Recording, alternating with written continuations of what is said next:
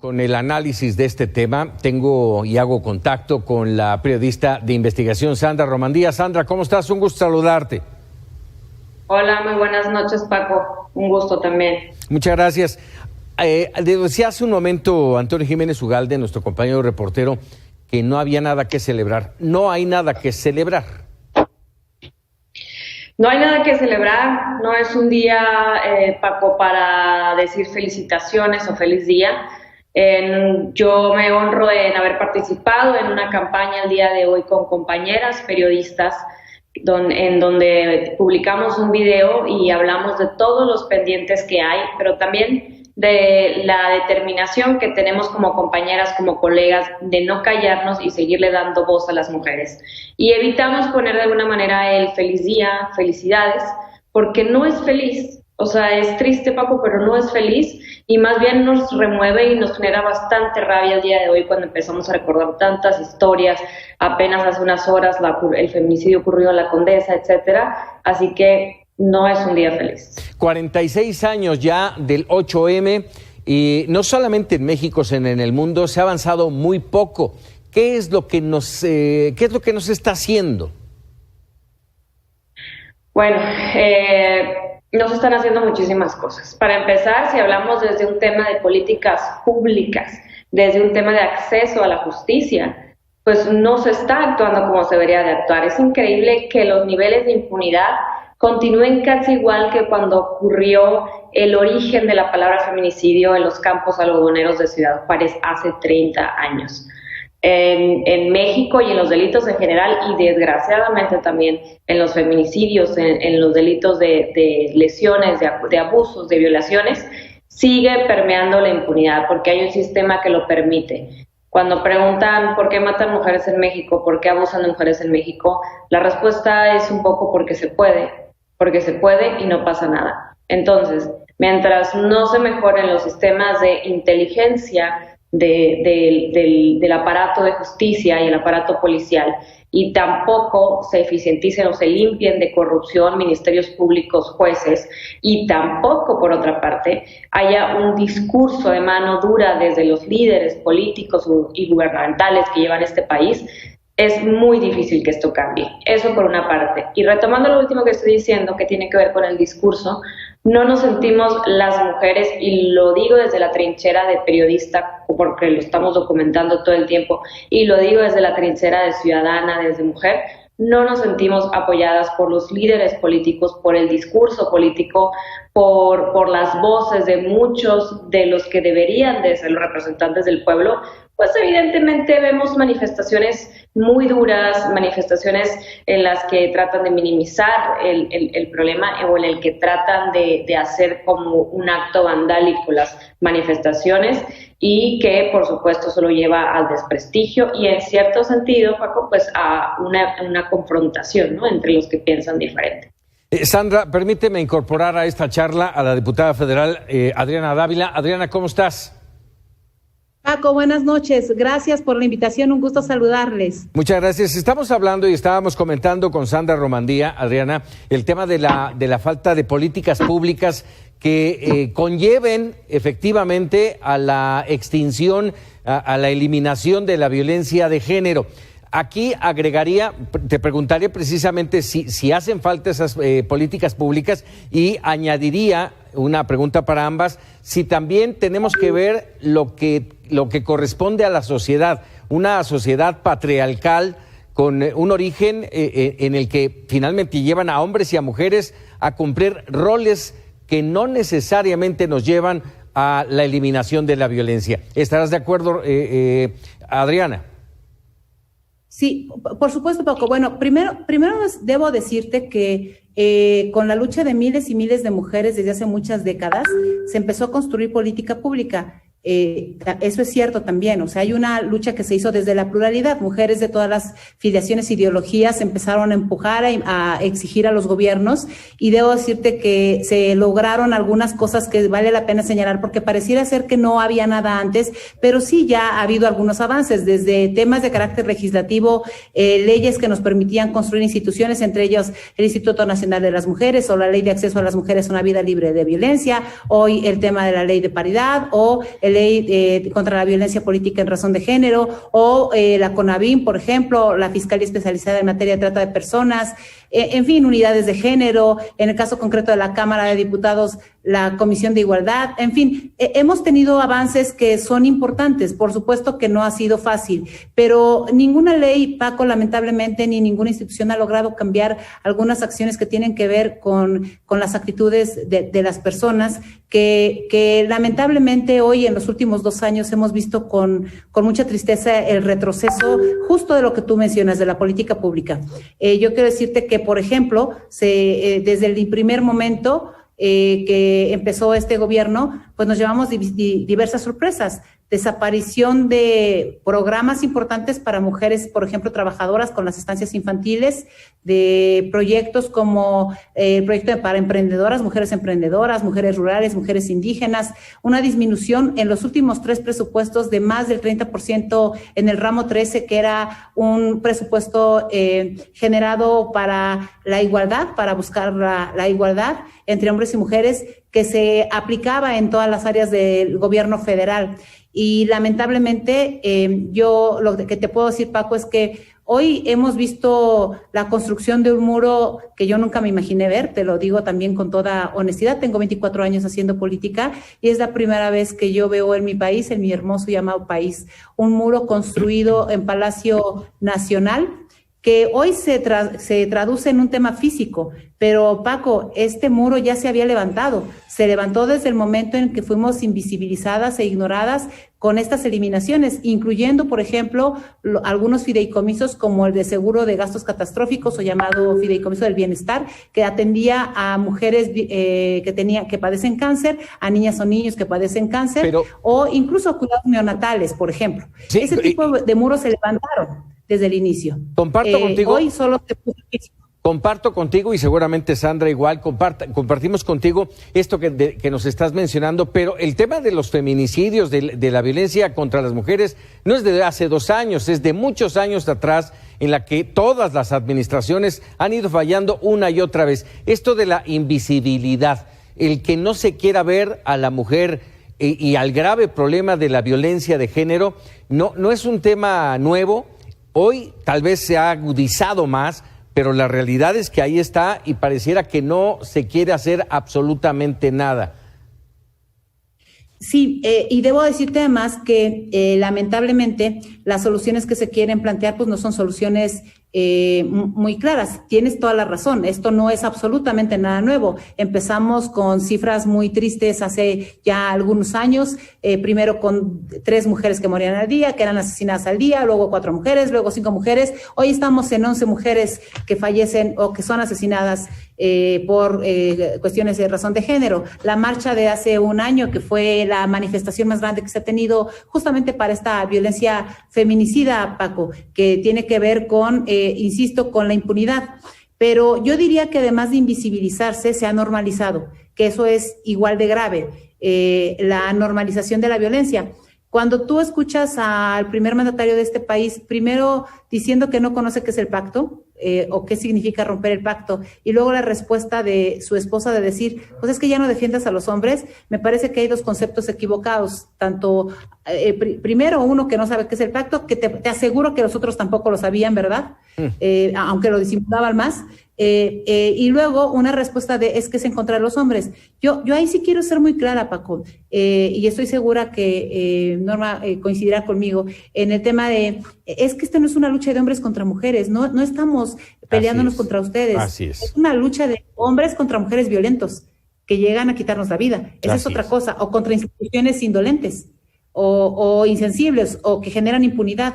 La propia candidatura de Félix Salgado Macedonio, que se da ya como una instrucción desde una conferencia matutina y se dice y se reduce el tema solo a un tema de carácter electoral, sin hablar de las víctimas, de las carpetas de investigación que no están investigadas, que están cerradas, o casos de hace años, no de este gobierno, déjame decirte, yo recuerdo el caso de un candidato de mi partido que me da mucha vergüenza, en Nayarit, que celebra su cumpleaños número 44, que está bailando con una jovencita y que con mucha graciosada lo digo en sentido, por supuesto, de rechazo, le levanta la falda y entonces salen todas las noticias y hay hasta quienes se ríen de ese tema, ¿no? Como normalizándolo. Y ese tipo de cuestiones son las que nos lastiman.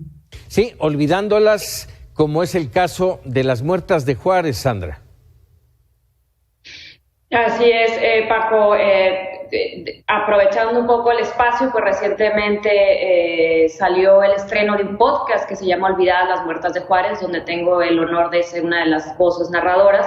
Y lo duro, y vuelvo al tema inicial, es que a pesar de que esto empezó hace 30 años, que de ahí es el origen de toda la palabra feminicidio y que fue foco internacional, pues Juárez y Chihuahua son las ciudades del estado que más concentran feminicidios todavía, increíblemente. Y en esta historia, Las Olvidadas, de las muertas de Juárez, se cuentan cosas durísimas, como por ejemplo cuando llegan investigadores de Estados Unidos, cruzan la frontera y están haciendo cierto trabajo autorizado, digamos, por el gobierno mexicano en la zona de Ciudad Juárez, y llegan a una escena del crimen y encuentran el cuerpo de una mujer. Ya estaba rodeado por algunos peritos y por los detectives mexicanos, y le pregunta a uno de los investigadores estadounidenses al mexicano por qué tiene una colilla de cigarro fresca en la pierna el cuerpo de la mujer.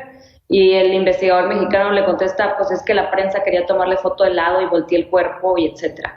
Ese tipo de actos, ese tipo de desdén por salvaguardar evidencias, siguen ocurriendo todavía. Esa escena me parece escalofriante y me parece un ejemplo de lo que todavía pasa y de una explicación, por así decir, de por qué estamos como estamos, porque no hay una cadena de cuidado en las evidencias, porque no hay sistemas de inteligencia, porque hay muy poca procuración de justicia, y esto viene de años. Yo sí quiero recalcar, igual no es solo del gobierno de Andrés Manuel López Obrador. Las cifras de desaparecidas empezaron en el sexenio de Felipe Calderón, el primer disparo. Luego vino otro disparo en Enrique Peña Nieto, y bueno, ahora estamos con otro gobierno de otro partido, y la cifra sigue. Es increíble que hay alrededor de 20,000 mujeres desaparecidas en este país, de las que no se tiene rastro, y hay zonas del país donde están ocurriendo temas escalofriantes como Ciudad Obregón, con 80 desaparecidas en 2 años, una ciudad de 400,000 habitantes. Nadie sabe dónde están, encuentran sus cuerpos y la policía no tiene una sola narrativa de qué pasó con ellas.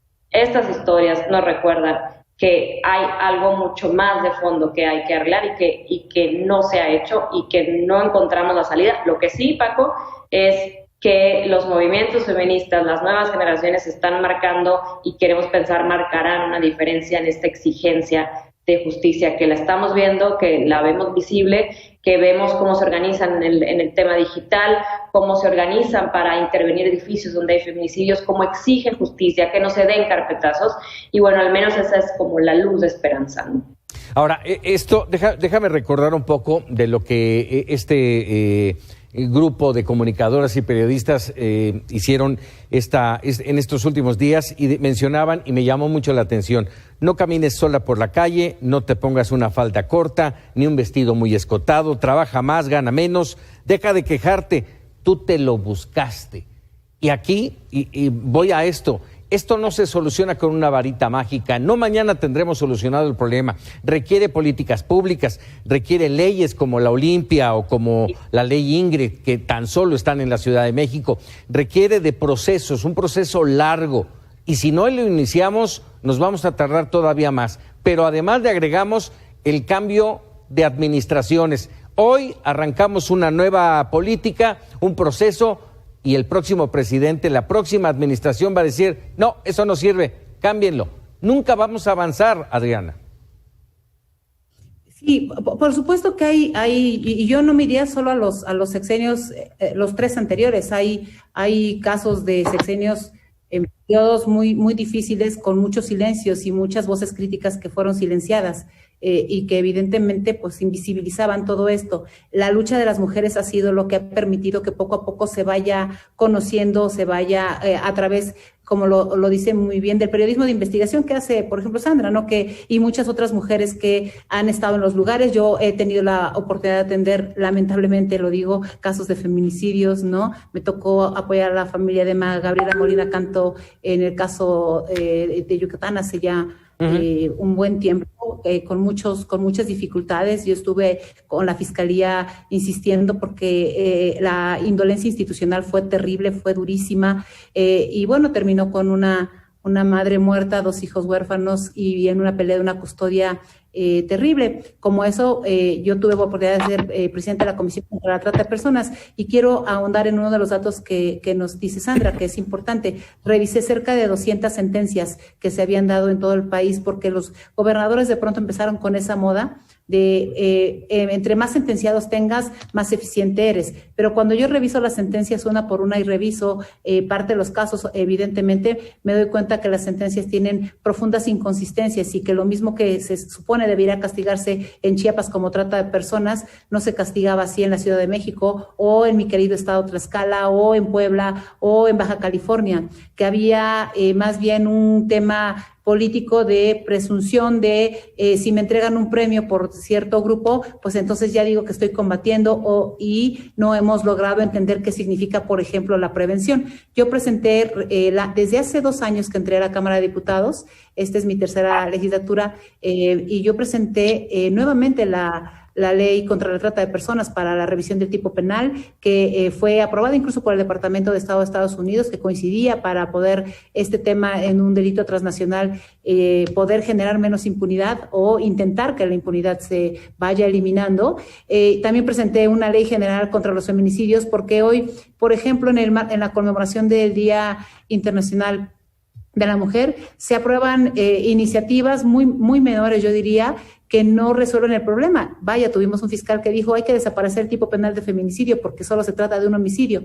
Y cuando tú escuchas esas cosas, que también escuché de abogados, compañeros míos, panistas, priistas, perredistas, abogados muy reconocidos, no entendiendo que sí hay muertes en razón de género, que las mujeres sí somos lastimadas y violentadas y asesinadas por razón de género, pues es cuando te preocupas mucho. Entonces, creo que uno de los temas, y sí lo dice bien Sandra, coincido con ella, es que hoy podemos hacernos más visibles, que también las mujeres en la sororidad aprendimos a entender nuestras diferencias, el no descalificarnos unas con otras por tener pensamientos o cosas, o incluso temas y percepciones o ideas distintas sobre tal o cual tema, porque ser feminista no se reduce exclusivamente a un tema que nos divide.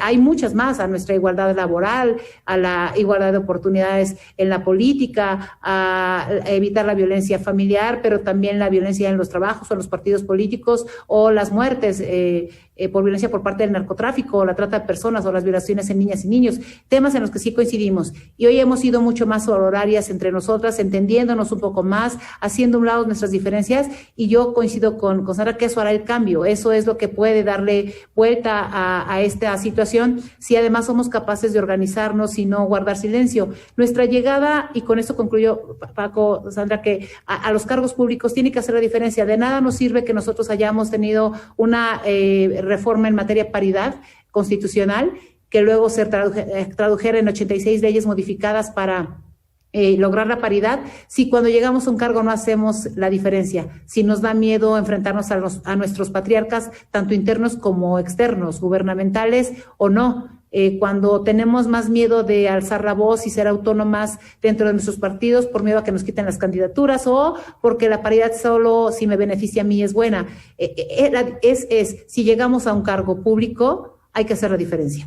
Hay que aprender y decirle al resto que cuentan con nosotras, que nuestra participación ahí puede cambiar. Yo presenté, insisto, una ley general, sí, una propuesta de ley general, una iniciativa contra los feminicidios que sigue durmiendo el sueño de los justos en esos últimos 2 años y medio. Me quedo con tal vez, a mi juicio, el punto más importante, y lo mencionaste hace un momento, Adriana. Este tema no nos debe de dividir. Y yo creo que ese es el punto, generar y amalgamar una sociedad que vaya junta en un mismo derrotar un mismo camino, en este caso, erradicar la violencia de género. Adriana Dávila, te agradezco muchísimo. Sandra Romandía, agradecido como siempre. Muchísimas gracias, Paco. Muchas gracias. Muy buenas noches. Buenas noches. Buenas noches. Y Eduardo llegó, me tocó la pierna.